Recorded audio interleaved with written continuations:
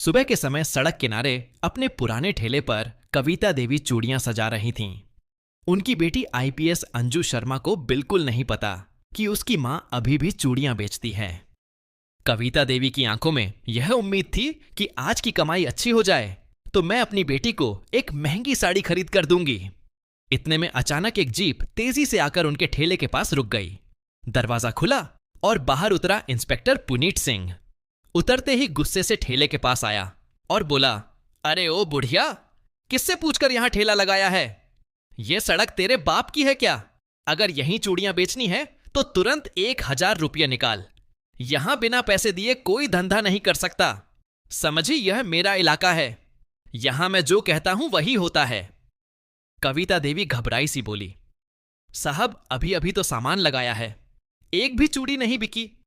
अभी पैसे कहां से लाऊं? आप शाम को आइएगा, जितना भी कमाऊंगी उसमें से दे दूंगी।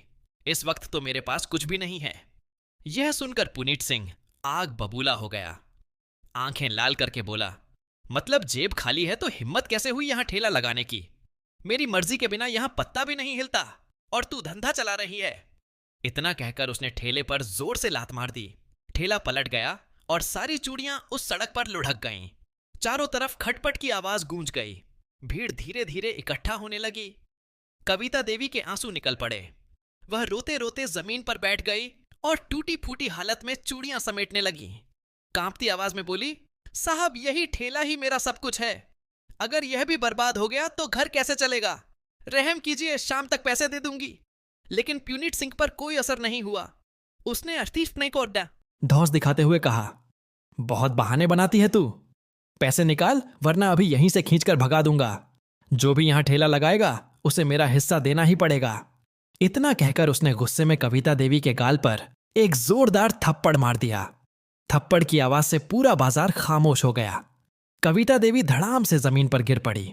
दर्द से चेहरा तड़प उठा, लेकिन वो फिर भी टूटे हुए मन से चूड़ियां उठाने लगी। भीड़ तमाशा देख रही थी मगर कोई आगे नहीं आया। सबको डर था कि अगर इंस्पेक्टर से भिड़े तो कहीं खुद की मुसीबत ना बन जाए। लेकिन वहां खड़ा एक नौजवान चुपचाप सब कुछ अपने मोबाइल में रिकॉर्ड कर रहा था।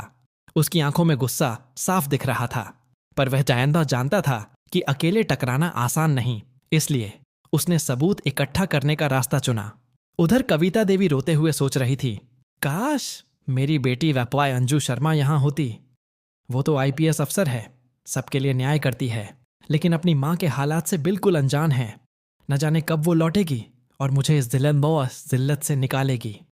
कविता देवी की आंखों से आंसू रुक ही नहीं रहे थे। कांपते कदमों से उन्होंने किसी तरह अपना उलटा हुआ ठेला सीधा किया और टूटे दिल के साथ घर की ओर चल दी।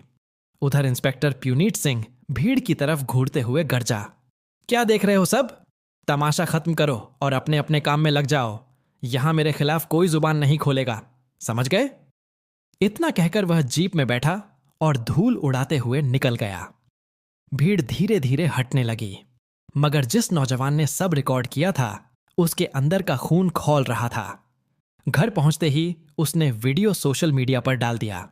कैप्शन में लिखा, यह बुजुर्ग अम्मा रोज सड़क पर चूड़ियां बेचकर गुजारा करती हैं, लेकिन इंस्पेक्टर सुजीत सिंह ने उनसे रिश्वत मांगी। पैसे ना मिलने पर ठेला पलट दिया और थप्पड़ तक मार दिया। यह सीधी सादी औरत का बड़ा अन्याय है, इंसाफ होना चाहिए। कुछ ही घंटों में वीडियो हर जगह फैल गया। लाखों लोगों ने देखा और पूरे शहर में गुस्से की लहर दौड़ गई। इसी बीच वह वीडियो अंजू शर्मा तक भी पहुंच गया। मोबाइल स्क्रीन पर अपनी मां को अपमानित होते देख उनकी आंखें भर आईं। गुस्से और दर्द से उन्होंने मन में ठान लिया, काश मैं उस वक्त घर पर होती तो मां को यह जिल्लतें नहीं देता, मैं जिल्लत मिलेनास ना झेलनी पड़ती। सुजीत सिंह ने हद पार कर दी है, अब उसे उसके किए की सजा मिलेगी। मैं चुप नहीं बैठूंगी। अवंतिका ने तुरंत छुट्टी ली और उसी शाम घर पहुंच गई। मां और बेटी दोनों गले लगकर रो पड़ी। ललिता देवी सिसक रही थी, लेकिन अवंतिका ने उनकी पीठ सहलाते हुए कहा, मां अब डरने की जरूरत नहीं है। आपके साथ जो हुआ है उसका जवाब मैं कानून के मुताबिक दूंगी। इंस्पेक्टर ने अपराध किया है और मैं उसे सस्पेंड करवाऊंगी।